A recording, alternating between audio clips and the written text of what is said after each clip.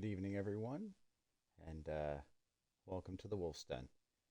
So, I am doing a short video here. I had done one for the Tunisia submachine guns, and it seems to have gotten some pretty good feedback and quite a few views. So, I figured before I do some gameplay tonight, and I'll have to rejig my squads after I'm done this video, I would go and show you some of the other weapons that is available to the Axis forces in Tunisia. Now, I will be doing one for the Allies once I start working that campaign and get a chance to unlock everything that is available to them. I don't have that unlocked yet, so I didn't want to make this incomplete. So we're going to segregate them kind of like they do in the campaigns. This is going to be Axis only. And to do that, I'm going to have to dive right into practice.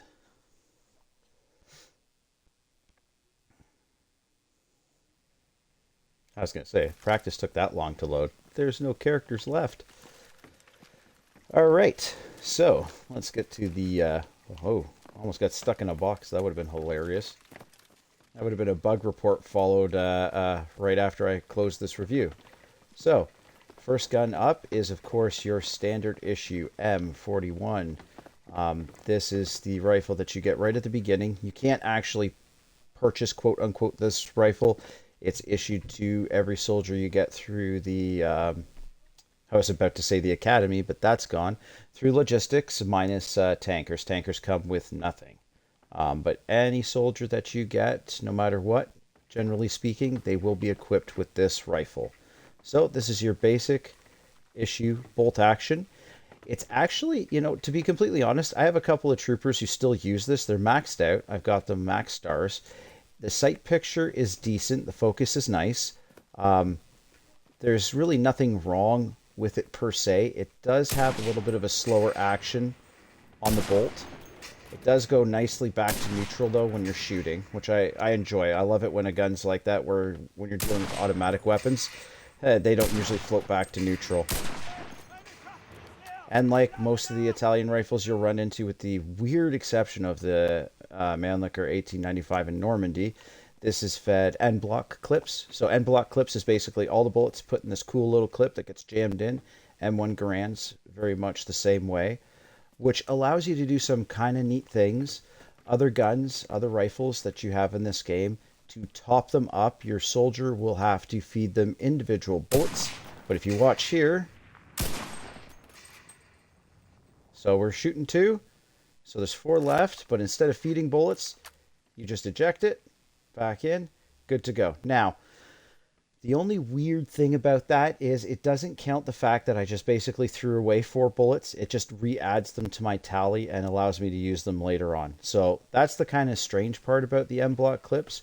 But other than that, it allows you to do a quick combat reload, as I like to call it. So that way you can top up before, entering a building or breaking cover or any other number of situations, instead of having to cycle through and watch your soldier add bullet after bullet, which you'll see because I have the Kar 98 in this group of riflemen right now.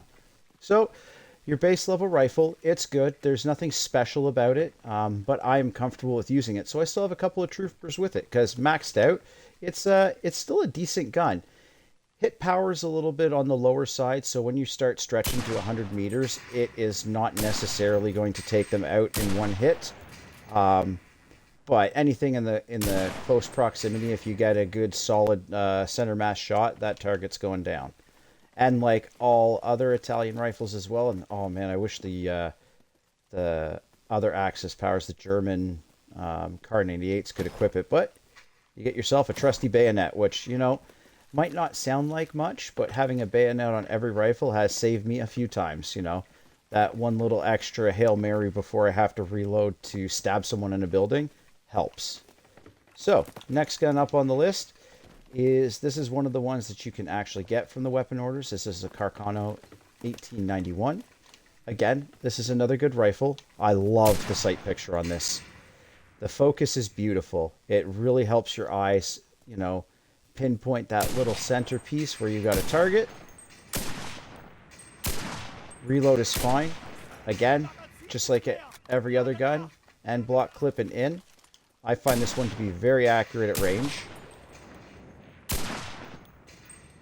does not always return perfectly to neutral, so you got to be mindful of that, you know, and if you're quick with it, you should be able to get all your rounds on target fairly quickly. Yeah, you see there? Not bad. Not a bad grouping. One that was a little bit off, but otherwise it's, you know what I mean? It is a decent gun, but it's overshadowed by the next one. I still use this too. I have nowhere to lie. Probably half of my bolt action troopers are using this rifle. Variations of it that are either 1-star, 2-star, 3-star, because of that sight picture alone. And it's one thing that I've explained many times in this game. It's not necessarily about the stats of the gun that are going to make or break it being successful for you. Yes, they do matter, but what matters is that you're comfortable with it. If you have a rifle or a gun or a submachine gun or whatever in this game and you're not comfortable aiming down sights, it doesn't matter if the gun's more powerful, because in that couple of seconds extra it might take you to line up a shot or whatever the case is, that could be game over for you. And I'm proving that, even though I've had good success in Normandy, that there's some serious problems I have with the sight picture on the Enfield. Enfield's a great gun, 10-round magazine, fed by 2 strippers, and it's done really quickly. But I struggle with the sight picture on it because my eyes can't really focus on just a single sight post at the end. It's just one of those weird things. Anywho, my little blurb about that. Let's go on to the next one. This beautiful, beautiful rifle is the Carcano Mod 38, the 7.35 millimeter. Now, it'll sound weird to you, but I consider this my assault bolt action, as weird as that might sound, because I am very, very comfortable doing what I call door crashing, so busting through a building to clear it out. I am just as comfortable with this rifle as I would be a submachine gun or a semi-auto. It has a very good rate of fire, and if you have it maxed out with the rate of fire perk, it gets ridiculous. The sight picture is a little narrow, but, you know, you can get used to it, right? Like I have. I'm not as comfortable with the sight picture, but it's grown on me. I just like the fast-firing nature of it. And this isn't even the maxed out one on a maxed out trooper. This thing just naturally shoots quick, has a good rate of fire, and fed by an end block clip. It's it's pretty good. Damage, they're all in and around the same. You are going to have to get fairly close to take someone out, guaranteed one hit. I believe it's like 10.2 for the damage, so you get a limb. It's, you know, you're going to get that little white marker that tells you that you hit them, but you did not kill them. And if they have the vitality perk, you know, you're looking 2 rounds to drop the person. That's all that said and done, though. This is, like I said, a door crasher bolt action rifle. All right, you guys know it. You guys love it. We have your infamous Kar 98, and this one here has got the Scheibecke grenade launcher, which I'll show you guys in a sec here. Just like any other Kar 98, it is a very good gun for shooting at range. The sight picture I like with the hood. It does help my eyes to focus when I'm firing downrange, although, you know, you have to let the gun return to neutral before you do a quick follow-up shot. So, you know, be mindful of that. I wonder if they're just mimicking this thing. It just sounds like it has a nasty recoil. Now, as you see here, I shot 4 on purpose to show you. Not fed by an end block clip. So, when you have to top up the magazine, instead of just ejecting it and jamming another one in quick, your trooper instead manually loads bullets one at a time. And then, if you are on empty, just fire it off here real quick. Stripper clip. So, it does make reloading when you have, you know, not feeding it by a stripper clip take a little bit longer, but, you know, there is some real fast-paced moments in this game, and seconds do matter. So that can sometimes be a make or break if you're doing that and someone manages to, you know, come around the corner and finish you off before you can get your top that magazine up or whatever the case is. So just, you know, things to be mindful of it. Now, the one reason why I do have some Kar 98s equipped on my troopers in the Tunisian campaign is this. So I don't think I've ever shown this in any of my videos before, like as a review to talk about it, but you have yourself there a trusty grenade launcher. So yeah, see that? And deleted. The only side effect of having the grenade launcher equipped is now I'm pulling the trigger, nothing is happening, no grenades loaded. You cannot fire regular bullets when you have the grenade launcher equipped. So you have to make that decision. When you're going to use the grenade launcher, a lot of the times, best case scenario is if you are, and I think I actually might have explained this once before, but say you got someone who is, actually, hang on, let me re-equip it.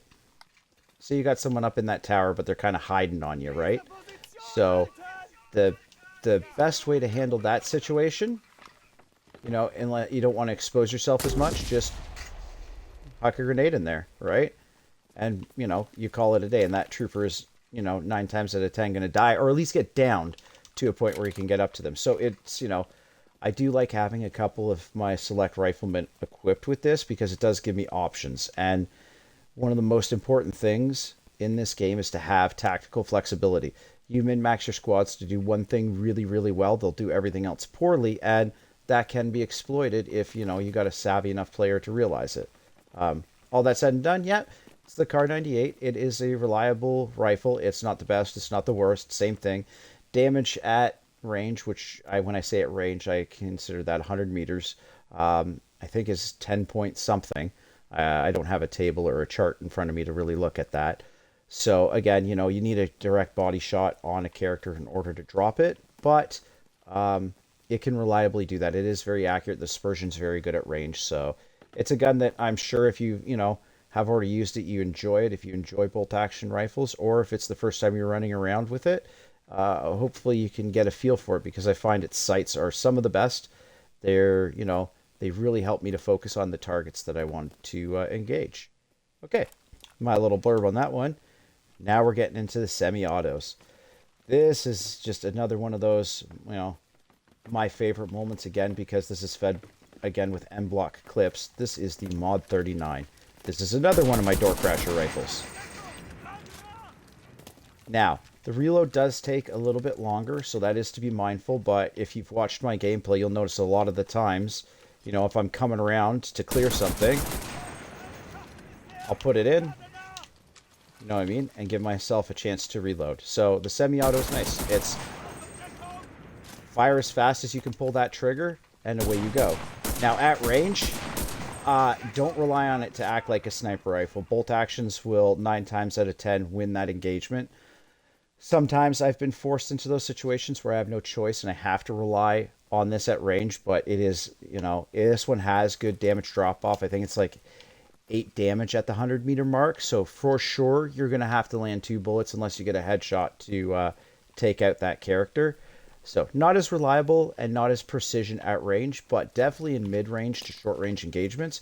It's a good gun to have, and again, I equip it on a few of my soldiers per squad to give me that ability if I want to jump into a room and clear it. And now on to the last semi-auto. This one here exists as a premium squad in, I think Berlin's got it, or Normandy, I can't remember which. It's one of these semi-autos you also unlock in the Moscow campaign. It is a good gun with a couple of flaws, and I'll show that in a second. So, sight picture, I'm okay with. I find that the focus is a little bit tight, so sometimes I get lost when I'm shooting it.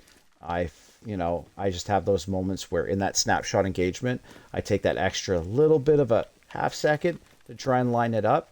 And, you know, I'm not always successful. And trust me, you can do a million videos of shooting in a static environment here, but take a look at the ones I'm posting when I'm in game. When it's happening and the shells are whizzing by and the grenades are going off, you know, you need to have that ability to acquire, engage, shoot, and, you know, eliminate the target in such short order. A lot, and I fail many, many times because I'll be like, you know, running around just kind of shooting everywhere to take him out. But if you have a gun that's got a comfortable sight picture, it makes that a lot easier. So anyways, let's just give this thing a good little whirl here. Woo! Now, the only thing about this one versus the Mod 39 is, although this one comes with 10 rounds in the internal magazine, it jumps a lot. So double tap, right? That will help you mitigate the recoil issues that it has, and it has many. It's, you know, I prefer the Mod 39 when I have to storm into a building because it is a lot more reliable for me to keep shots on target, and the damage is about the same between the two guns. So, you know, you make a choice. Do I want 4 extra bullets, or do I want something that's more controllable? You know, and although I do run a couple of troopers with this gun, the vast majority of my Tunisian campaign Italian troops are using the Mod 39. Now, the glitch, as I call it, and I don't know if it's something that'll ever get patched out or what have you, and a lot of people have complained about it on the forums, is this. So, 10 rounds in, this thing is fed 2 stripper clips. I shoot 1 bullet and, you know, say I accidentally hit reload because I've done that before, or you just decide you want to top up. It does this. So theoretically speaking, by it doing that, I should have 19 rounds in, which won't fit, obviously. So that's a bug. No matter if you shoot 1 round or you shoot 9 rounds, the game's reload mechanic will make you put 10 rounds in. So you're going to expose your character for that little bit longer while you're reloading. Again, the advantage goes to the Mod 39. It is a fun gun. I will still use it. My Moscow troops, because I do like to have troopers armed with semi-autos, have it. But when I'm given the opportunity or the choice, I'm going to take the Mod 39 almost every time. And I also would like to add that I do like to keep it on a couple of my Axis troopers in Tunisia for proficiency. The one way you keep, you know, good and consistent with a gun is by, you know, constantly using it. And that helps me because then if I flip to Moscow, it's not a suddenly, oh yeah, what does this gun act like again? Yes, that's right. It jumps around when I'm, you know, deciding to rapidly fire the semi-auto. The last one, unfortunately, is not one you can get with silver orders, and there's only one of them available, and that's the Pavisi. I hope I'm enunciating that right. I apologize. Italian is not my language. This gun here you get for the gold weapon order in the Tunisia campaign, so you can only have one right now, and I hope to God I can get a second one. Not because it is, you know, carries a lot of ammunition or has no recoil or anything else. This thing at 100 meters is still a one-hit kill. This is a one-hit kill gun. Unless you hit the person in the hand or the foot, 1 bullet from this thing is taking them down even at 100 meters. I think it's like 14 damage at 100 meters, which is ridiculous. Sights are okay. They're not necessarily my preferable ones. It does return to neutral pretty well, although you do have to make some adjustments for it. And fed via end block clip. So even if I fire 1 bullet, done. Right? So is it worth a gold weapon order? If you have the Gewehr 43s unlocked in Normandy and Berlin already, and you like playing Axis, I'm going to say yes. You only get 6 rounds, but that's, you know, the way I look at it is that's literally 6 kills. This thing does that much damage that, you know, even with a 35% vitality perk, at 10 meters, you're still going down with 1 bullet. So it makes it, you know, the most powerful semi that you can get your hands on for the Axis forces. So absolutely, you get a gold ticket order. This should be right up there on your list of rifles to get. Okay, so we are going to change the squad for a second here. There are 2 other rifles to talk about, and of course, they're the sniper rifles. So you have the Mod 38 with a scope, and as you know, I talked about the Mod 38 being one of my favorites, being my door crasher rifle. The scope doesn't have the greatest zoom in the world. If I had to take a wild stab at it, that's probably like a 2.4 maybe.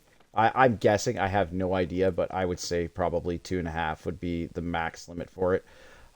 So you're not going to get necessarily the better sights down range, but it makes up for it in having a decent rate of fire. But my favorite part of them all, again, out of all these guns, until you start getting into the semi-auto sniper rifles that exist, end block clip. They have an end block clip for a sniper rifle. So I do not use, I'm going to show you guys the other sniper rifle, which you've probably seen before. That sniper rifle doesn't use an M-block clip. None of the sniper rifles that are bolt action on the Axis side anywhere that I'm aware of use an M-block clip. So you can engage targets rapidly, reload, and re-engage. It gives you that option. Now, accuracy at range is a little subpar for what I'd like for a sniper rifle, but the trade-off is you get a faster rate of fire.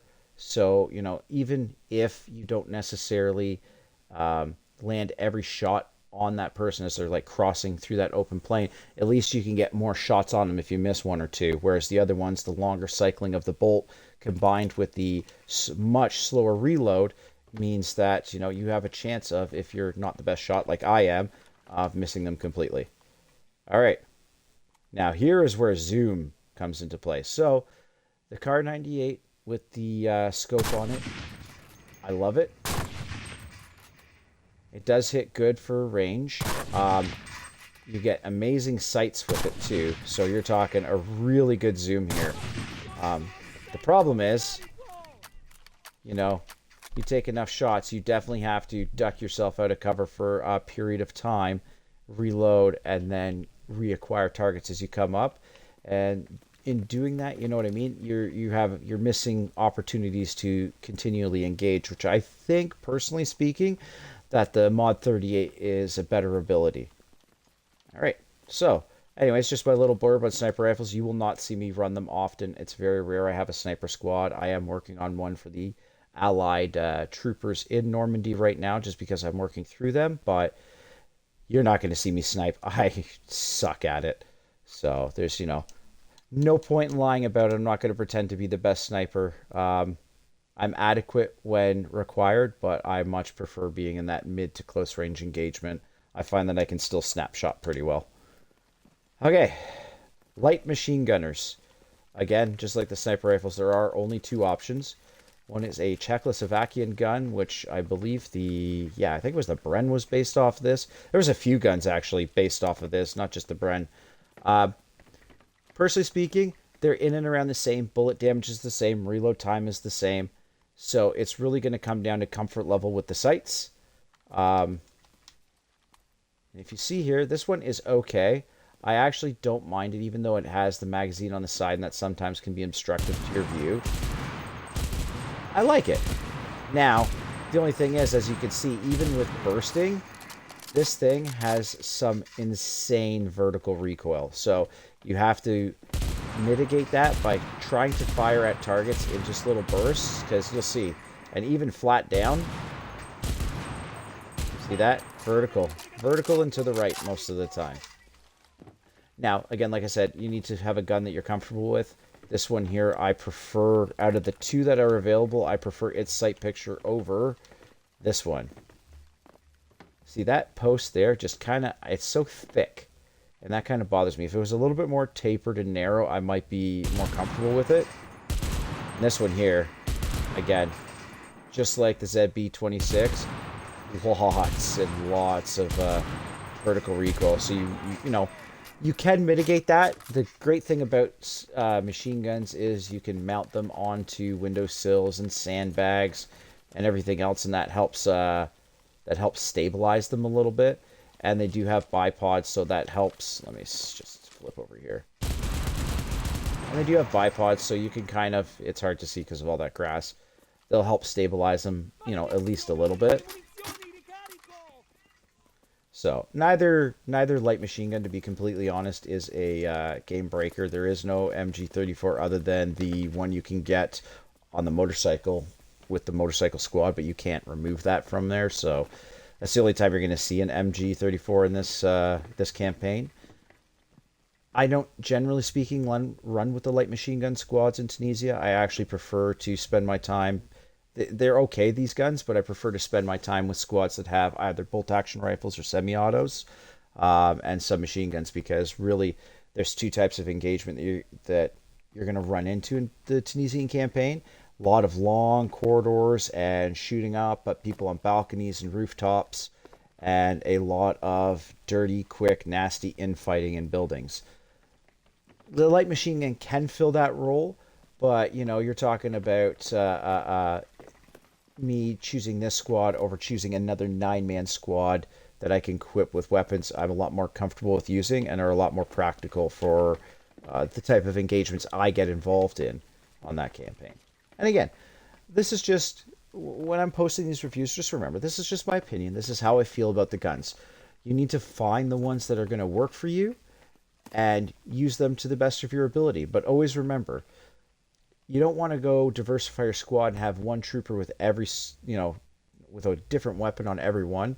But at the same time, you don't want to make them so finite that, if you got a squad and they're all good at just like mid to short range, and all of a sudden you're getting taken out by, a firing line of, say, me on the other end of it with my Car 98s or whatever, chances are I'm going to have half your squad taken out before you're getting to a comfortable engagement range to return the favor to me. So tactical flexibility is always important as well to consider. Anyways, I hope you've liked my long-winded review here about the Axis Tunisian weapons.